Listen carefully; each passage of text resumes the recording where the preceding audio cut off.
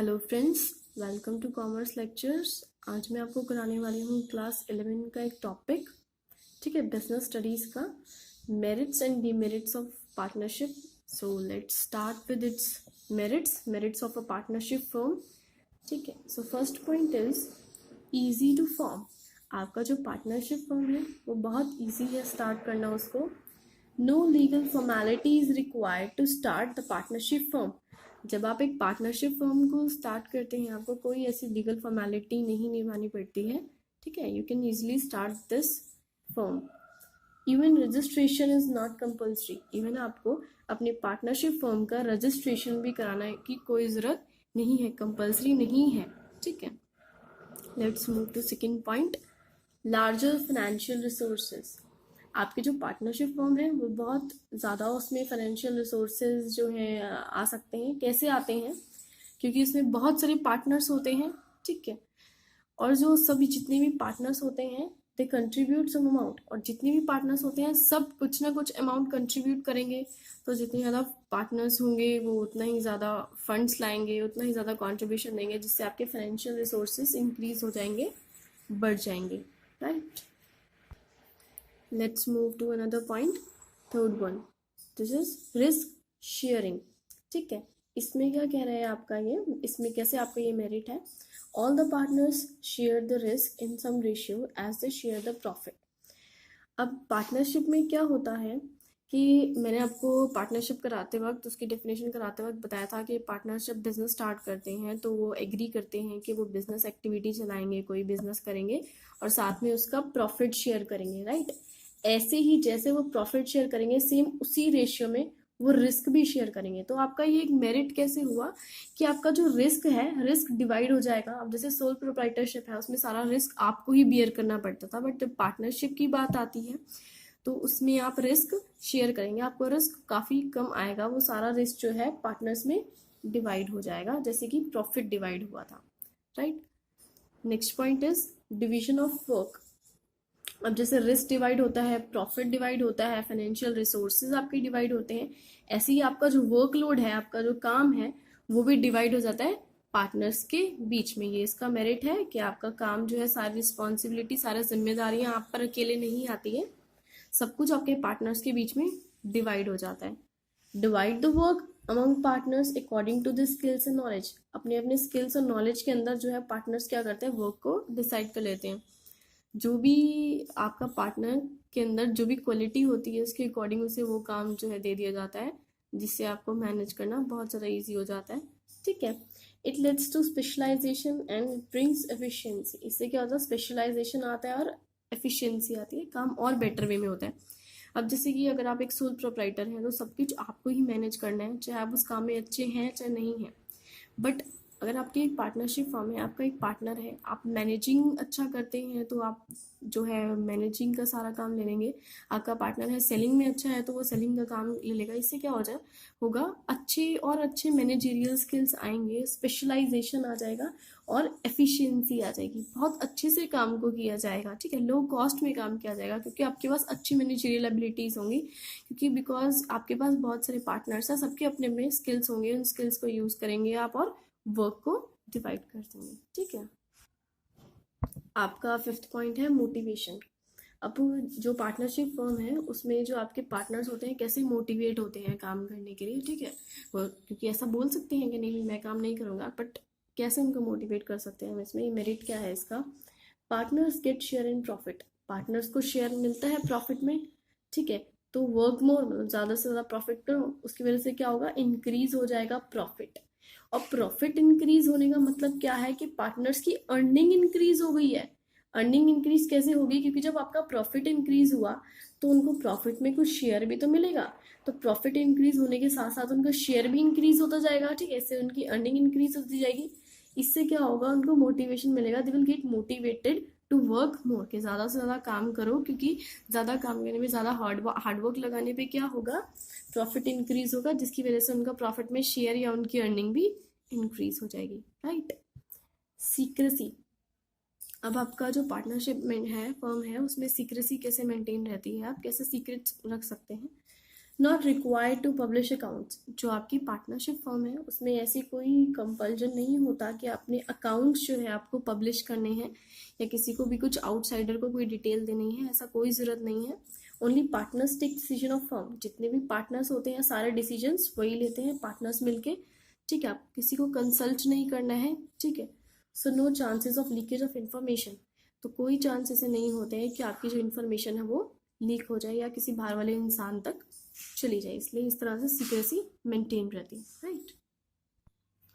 अब जो आपकी पार्टनरशिप फर्म है वो फ्लेक्सिबिलिटी कैसे है उसमें, firm can change it's size, capital etcetera without permission of prior government. बिना गवर्नमेंट के परमिशन के वो अपना साइज और कैपिटल पार्टनरशिप फर्म चेंज खुद कर सकती है। पार्टनर्स की मर्जी हो तो उसका साइज या उसकी कैपिटल जो भी चीज़ उन्हें इंक्रीज या डिक्रीज करनी है दे कैन, ठीक है। उनको किसी की परमिशन की जरूरत नहीं होती है। Partners take decision according to changes takes place in external environment. आपकी जो एक्सटर्नल एनवायरनमेंट है, आपका जो बाहर का बिजनेस एनवायरनमेंट है आउटसाइड का, उसमें अगर चेंजेस आते हैं तो उसके अकॉर्डिंग क्या होगा, पार्टनर्स जो है डिसीजन ले सकते हैं, ठीक है। अपने फर्म में चेंजेस ला सकते हैं पार्टनर्स बाहर के एनवायरनमेंट के अकॉर्डिंग। और जब डिसीजन लेने वाले भी वही हैं, डिसीजन एक्सेप्ट करने वाले भी वही हैं, इम्प्लीमेंट करने वाले भी वही हैं, तो रेजिस्टेंस का तो कोई नाम है ही नहीं कि कोई रोकने वाला है ही नहीं। इससे क्या होगा, फ्लेक्सिबिलिटी आएगी। मतलब इजीली आप डिसीजन लो और इजीली इम्प्लीमेंट कर दो। इससे क्या होगा, फ्लेक्सिबल हो जाएगी, कोई नहीं है मना करने वाला कि ये जो डिसीजन है हम एक्सेप्ट नहीं करेंगे, राइट।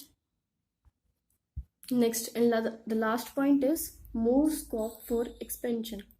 अब इसमें एक्सपेंशन की चांसेस कैसे होते हैं, यानी हमें एक्सपेंड करने के हमारी फर्म को कैसे ज़्यादा चांसेस हमारे पास होते हैं पार्टनरशिप फर्म में, because partners can arrange larger funds. Partners जो है वो बहुत सारा फंड्स अरेंज कर सकते हैं, चाहे वो अपनी खुद की वेल्थ यूज़ करे चाहे बोरोइंग्स, डजंट मैटर, कहीं से भी वो अपना फंड्स अरेंज कर सकते हैं, बहुत सारे पार्टनर्स, ठीक है। अगर सोल प्रोप्राइटर था तो उसमें क्या था, वो एक सिंगल इंसान था जिसको सारे फंड्स मैनेज कर रहे थे। बट पार्टनर्स में कई सारे लोग होते हैं, तो ज़्यादा लोगों का मतलब क्या है, वो ज़्यादा वेल्थ और ज़्यादा बोरोइंग्स यूज़ कर सकते हैं, जिससे क्या होगा, आपकी इन्वेस्टमेंट इंक्रीज होगी। इन्वेस्टमेंट इंक्रीज होने का मतलब क्या है कि आपकी फर्म जो फर्म है वो एक्सपेंड करेगी। Managerial skills of more persons also help in expansion. जितने ज़्यादा लोग होंगे उतनी ज़्यादा मैनेजरियल स्किल्स होगी, उतनी ज़्यादा लोगों की स्किल्स होगी, और जिसकी वजह से क्या होगा, और ज़्यादा एक्सपेंशन होगा, क्योंकि और अच्छी अब मैनेजरियल एबिलिटीज़ वो अपनी लगाएंगे, जिसकी वजह से आपको काफ़ी बेनिफिट्स मिलेंगे और आपकी जो फर्म है वो ग्रो करेगी, एक्सपेंड करेगी। Let's move to its demerits of partnership. So first point of the demerit is unlimited liability. अब जो इसकी डीमेरिट है, फर्स्ट है, वो क्या कह रहा है कि जो पार्टनर्स है आपके, लाइबिलिटी ऑफ पार्टनर्स है वो अनलिमिटेड है। आपके पार्टनर्स की लाइबिलिटी अनलिमिटेड है। If business assets are not sufficient to pay off debts, partners may have to sell their personal property. ये मैंने आपको फीचर्स में भी बताया था पॉइंट। अगर आपके बिजनेस एसेट्स सफिशिएंट नहीं है, पार्टनर्स के बिजनेस एसेट्स जो है सफिशिएंट नहीं है कोई कर्ज या कोई लॉस चुकाने में, तो क्या होगा, क्रेडिटर्स जो है उनकी पर्सनल प्रॉपर्टी को बेचकर क्लेम कर सकते हैं। वो बोल सकते हैं कि चाहे तुम अपनी पर्सनल प्रॉपर्टी बेचो, हमें अपना पैसा चाहिए, ठीक है। तो ये इनका काफ़ी बड़ा डीमेरिट है कि उनको अपनी पर्सनल प्रॉपर्टी भी बेचनी पड़ सकती है। अब सेकंड पॉइंट है डीमेरिट में, नॉन ट्रांसफरेबिलिटी ऑफ शेयर्स। अपने शेयर्स जो है पार्टनर्स ट्रांसफर नहीं कर सकते easily. No partner can transfer his share to any other person. Easily transfer नहीं कर सकते हैं, उसके लिए उन्हें क्या करना पड़ेगा, बहुत ही ये कॉम्प्लिकेटेड प्रोसीजर हो सकता है। They have to take consent of all partners to transfer the shares. अगर किसी एक पार्टनर को ट्रांसफर करनी है तो उसको सब पार्टनर्स, ऑल पार्टनर्स का कंसेंट लेना पड़ेगा, यानी उनकी हाँ करवानी पड़ेगी शेयर्स ट्रांसफर करने के लिए, ठीक है। पहले उनको हाँ करवाओ तब जाके शेयर्स ट्रांसफर करो, राइट। और इट में भी कॉम्प्लिकेटेड, बहुत कॉम्प्लिकेटेड प्रोसीजर हो सकता है, क्योंकि सबका कंसेंट लेना है। सो सबके अपने अपने व्यूज होते हैं, कोई दे या कोई हाँ करे, कोई ना करे, ठीक है। आपका थर्ड पॉइंट है कॉन्फ्लिक्ट्स, ठीक है। झगड़े भी होते हैं पार्टनरशिप में, कैसे होते हैं देखते हैं। Partners come from different background, अलग अलग बैकग्राउंड से आते हैं पार्टनर्स, ठीक है। डिफरेंट फैमिलीज, अलग अलग फैमिलीज से होते हैं। मे हैव डिफरेंट ओपिनियंस, ठीक है। अलग अलग बैकग्राउंड से, अलग अलग फैमिली से, तो जाहिर सी बात है उनकी ओपिनियंस भी अलग अलग होगी, है ना, उनकी सबकी राय अलग अलग होगी। देयर रिजिड एटीट्यूड में लेड टू कॉन्फ्लिक्ट, अगर उनका एटीट्यूड बहुत रिजिड है, उन्होंने डिसाइड कर लिया कि ऐसा नहीं होगा, यहाँ पे ऐसा इन्वेस्ट नहीं करना, किसी एक पार्टनर ने डिसाइड कर लिया लेकिन कुछ पार्टनर्स बोल रहे हैं करना है, तो इसकी वजह से कॉन्फ्लिक्ट हो जाएगा, झगड़े हो जाएंगे, ठीक है, कि पैसा कहाँ इन्वेस्ट करना है, कहाँ नहीं करना है, यहाँ से रिसोर्सेज खरीदने हैं, यहाँ से रिसोर्सेज नहीं खरीदने हैं, ठीक है। अपने अपने एटीट्यूड्स की वजह से क्या होगा, उनमें काफ़ी कॉन्फ्लिक्ट आ सकता है, क्योंकि कोई भी मेजर डिसीजन लेने से पहले सभी पार्टनर्स का कंसेंट लेना ज़रूरी है। कोई सिंगल पार्टनर जो है ऐसे ही कोई बड़ा सा डिसीजन अकेले नहीं ले सकता है, राइट। आपका फोर्थ पॉइंट है अनसर्टेनिटी। अब पार्टनरशिप फॉर्म जो है वो अनसर्टेन कैसे है। Firms existence get affected by death, insolvency और इनकैपेसिटी ऑफ वन पार्टनर। अब क्या होगा, फर्म के एग्जिस्टेंस किस पे डिपेंड होती है कि फर्म रहे या ना रहे। किसी भी एक पार्टनर की अगर डेथ हो जाए या वो इंसॉल्वेंट हो जाए या इनकैपेबल हो जाए, ठीक है, कोई भी एक पार्टनर, तो फर्म की एग्जिस्टेंस जो है बिल्कुल जीरो हो जाएगी, वो खत्म हो जाएगी, ठीक है। Even any partner can demand for dissolution any time. Even क्या है, कोई भी पार्टनर क्या बोल सकता है, डिसोल्यूशन यानी कंपनी को बंद करो, वाइंड अप करो किसी भी टाइम, ठीक है, अपनी पार्टनरशिप को एंड करो। कोई भी पार्टनर कभी भी बोल सकता है कि आगे वो कंटिन्यू नहीं करना चाहता है। तो इस तरह से जो इसकी एग्जिस्टेंस है वो अनसर्टेन है। सोल प्रोप्राइटर में ऐसा नहीं है कि उसमें जो है सिंगल इंडिविजुअल या जिसको सारे डिसीजन लेने होते हैं, बट पार्टनर्स में बहुत सारे लोग होते हैं, तो बहुत सारे लोगों में से अगर किसी की डेथ, इंसॉल्वेंसी या कुछ भी ऐसा हो जाता है तो फर्म की एग्जिस्टेंस खतरे में आ जाता है, जिससे बहुत अनसर्टेन हो जाता है। इसको चलाना आगे फ्यूचर का कोई पता नहीं, कि पता नहीं आगे भी एग्जिस्ट करेगी या नहीं करेगी, right. So fifth point is risk of mutual agency, ठीक है। म्यूचुअल एजेंसी मतलब जैसे मैं आपको अभी एक्सप्लेन कर देती हूँ नीचे इसके बारे में। क्या होता है, contract signed by one partner is binding on other partners. इसमें क्या होता है, सपोज एक पार्टनर है, उसने कोई कॉन्ट्रैक्ट साइन करा कहीं पे, ठीक है, तो क्या होगा, all other partners is binding on, ठीक है, बाकी जितने पार्टनर्स होंगे वो उस उनके अकॉर्डिंग भी यस होगा, ठीक है। अब जैसे किसी एक पार्टनर ने कहीं पे जाके कॉन्ट्रैक्ट साइन कर लिया, तो बाइंड होंगे बाकी सब पार्टनर्स भी, मतलब ये मान लिया जाएगा कि सब पार्टनर्स ने मिलके उस कॉन्ट्रैक्ट को साइन किया है, ठीक है। अगर कोई एक पार्टनर किसी का कॉन्ट्रैक्ट में आ जाता है तो सो डिसऑनेस्ट पार्टनर में enter into contract for personal benefit.